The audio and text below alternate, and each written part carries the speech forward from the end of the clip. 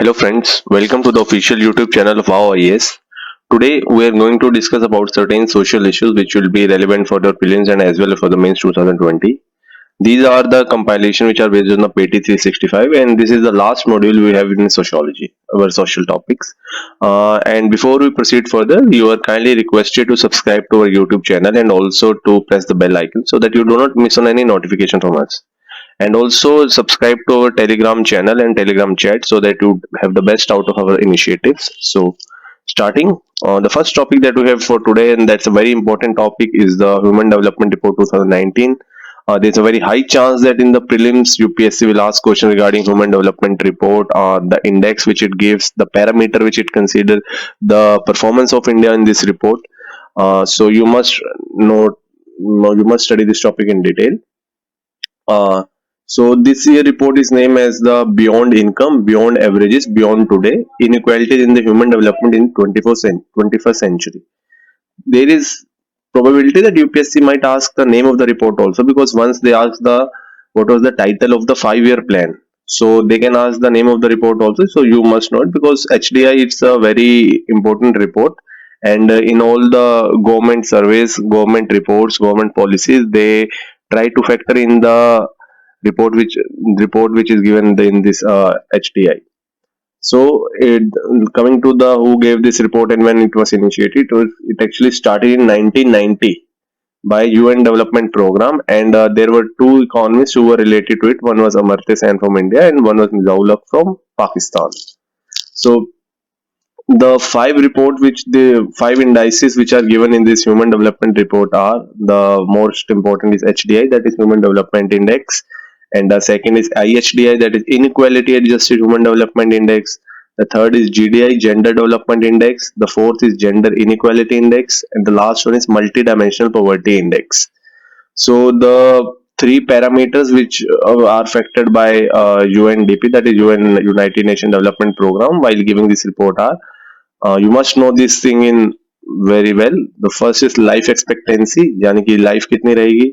Second is education and third is per capita income. ये तीनों चीजें आपको याद रखनी है. और इंडिया की परफॉर्मेंस देखें. इंडिया की परफॉर्मेंस दो it has increase in 2019 from 130 to 129, but the increase has not been substantial. So India अभी भी काफी पुअर है HDI रिपोर्ट पे. तो अगर आप ऐसे या किसी गवर्नमेंट पॉलिसी को आपने एनालाइज करना है, तो आप इसमें मेंशन कर सकते हैं कि HDI उस पे इंडिया की रिपोर्ट 2019 के अंदर 129 थी. So it has increased, but it's not as Indian international it should be. The second topic of today is SDG India Index 2019. It's an India index, so quite obvious that it would be released by an Indian organization. So it has been developed by Niti Aayog in association with Ministry of Statistics and Program Implementation, Global Green Growth Institute, and United Nations. But it's released by Niti Aayog and these three other organizations. It helps Niti Aayog in compiling this report. So, not going in too much detail about it, you must only know that this report was given by the Niti Aayog in association with three organizations, and criteria which they use are the aspirant, performance, performer, frontrunner, achiever. It's based on the score, that what score they have, and on the basis of that score they get a rank like aspirant, performer, frontrunner, achiever. So जिस state की जितनी जैसी performance होगी उस हिसाब से उसको ranking मिलेगी. ये एक बेसिकली देखा जाए कॉम्पिटिटिव फेडरलिज्म का भी पार्ट है. जैसे नीति आयोग इसमें करके स्टेट्स को मोटिवेट करता है that they should improve their performance, ताकि वो एस्पिरेंट से परफॉर्मर में आ सकते हैं, परफॉर्मर से फ्रंट रनर में आ सकते हैं, फ्रंट रनर से अचीवर में आ सकते हैं. In some of the test series there might be question that the ranking aspirant, performer, front runner और achiever they are related with which of the report. तो इसमें आपका आंसर होगा HDG India Index. UPSC पूछ सकता है, you never know with the UPSC. So you must know that these four are associated with the SDG India Index. Ranking में देखा जाए, like most of the time Kerala is the best, and the last due to poor score is Bihar. So you must know the first and the last, though chances would not be so high that it would come in the prelims. ये जो topic है अगला, population research centre, ये भी आपका prelims के लिए इतना रेलेवेंट नहीं है, तो बहुत कम चांसेस है आएंगे। और न्यू फूड पैकेजिंग नॉर्म्स, ये आपका हमारे एनवायरमेंट ऑब्लिगेशन से रिलेटेड क्वेश्चन या फूड सेफ्टी सिक्योरिटी से रिलेटेड अगर आपको मेंस में क्वेश्चन है, तो it's a very good fodder point. तो इसमें न्यू फूड पैकेजिंग नॉर्म्स है, उसके अंदर which are given by the FSSAI and उसने बोला है कि there will be ban on use of newspaper, recycle paper, cardboard and plastic sheet, recycle plastic to wrap food directly. इसके effect क्या होता है, जो इंक और डाइज होते हैं they are carcinogenic, carcinogenic means they are cancer causing. तो उसको अवॉइड करने के लिए FSSAI ने कुछ रेगुलेशंस दिए हैं, they are the packaging norms. Prelims में इतना वो नहीं है आपके काम का, अभी क्वेश्चन आएगा भी आप एलिमिनेट कर सकते हैं।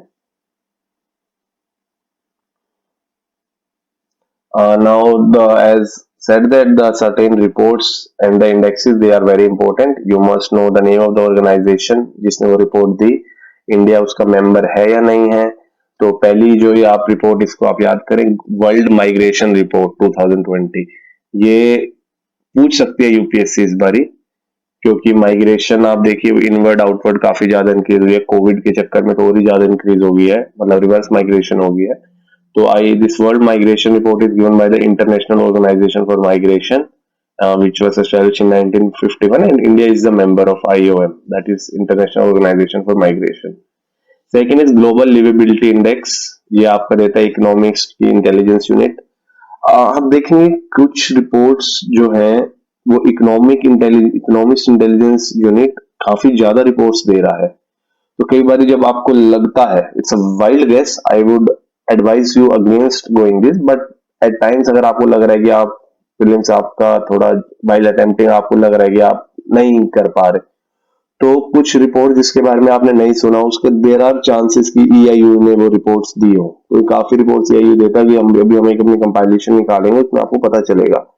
ग्लोबल लिवेबिलिटी इंडेक्स EIU देता है, और आप इन जो नोट 2 नोन है उनके बारे में भी आपको पता होना चाहिए कि कौन सी ऑर्गेनाइजेशन रिपोर्ट दे रही है, because 2 years ago UPSC asked question about tax justice network, वो कौन देता है, उसकी रिपोर्ट कौन सी है। तो that was not very well known, but still उससे क्वेश्चन आया। तो UPSC has tendency to throw up the surprises and you must be prepared for them. और एक आप देखिए global social mobility index, global social mobility index, it is given by the world economic forum. तो आप इसको भी याद रखें, इसके डिटेल्स के बारे में I would advise you going into too much details about this, not too well known report, बस इनका कौन देता है उसके बारे में आपको आइडिया होना चाहिए।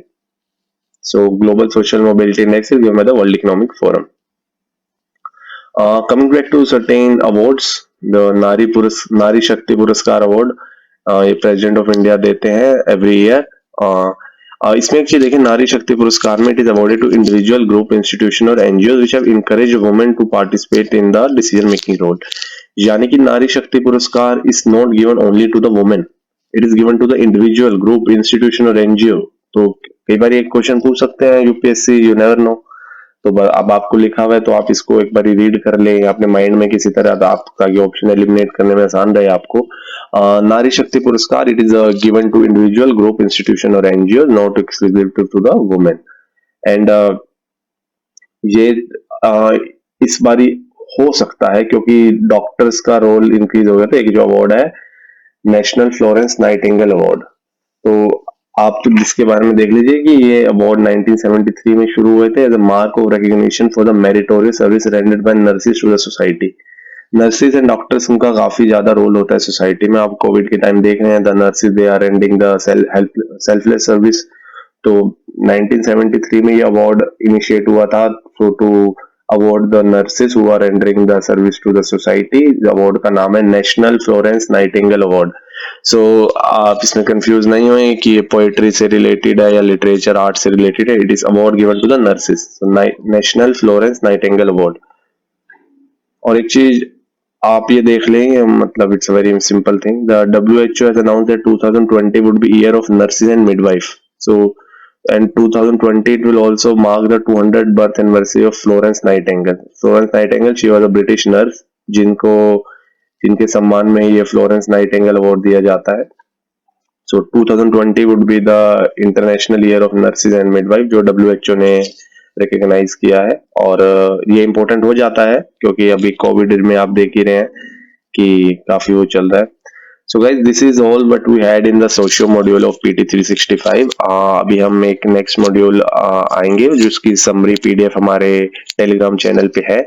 तो आप ये सब्सक्राइब करें हमारे यूट्यूब चैनल को, शेयर करें वीडियोस, और आपको लग रहा है कि हमारे कंटेंट में कुछ मिसिंग है, so kindly mention in the comment box, या आप टेलीग्राम के हमारे चैट चैनल पे जाके हमें सजेशन दे सकते हैं.